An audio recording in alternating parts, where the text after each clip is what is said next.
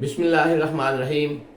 मेरे अजीज सामीन, जिस तरह करके तुसां कल अदालतां नूं फैसले करदियां वेखिया वे, एक फैसला पेशावर हाई कोर्ट दे विच होया वे ते एक फैसला इस्लामाबाद सुप्रीम कोर्ट दे विच डिस्कस होया वे, ते दोवां दे विच जिन्ना को फर्क है वो तुसीं बेहतर समझदे हो कि किहड़ा फैसला है ते किहड़े फैसले दे विच डंडी वजदी पई है।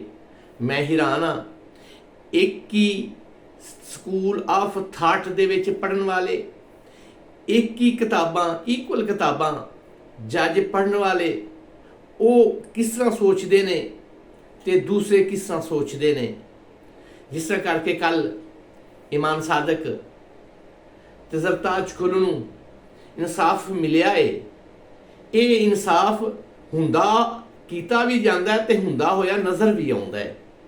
ते जिस तरह करके इस्लामाबाद सुप्रीम कोर्ट दे विच मोहतरम जनाब काजी फाइज ईसा साहब वो डिस्कस करते रहे ने कि तुहाडे नां दे नाल सरदार क्यों है।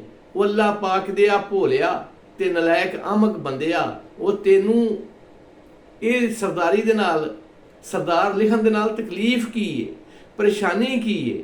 वो तू जज है, वो ना कि तू कोई किसी परिया दे विच बैठा होया विचोला है।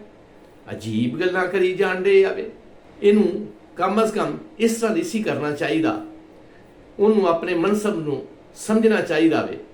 उन्होंने अपने मनसब का पास रखद्या होया सामीन नूं ते क्लाइंट नूं ते वकला नूं सुनना चाहिए ते उहदे उत्ते फैसला करना चाहिए। पाक टाली सराफ ने कर दे, खोटों सोना साफ ने कर दे, मारन डंडी दले ने ओ, जज ते बस इंसाफ ने कर दे।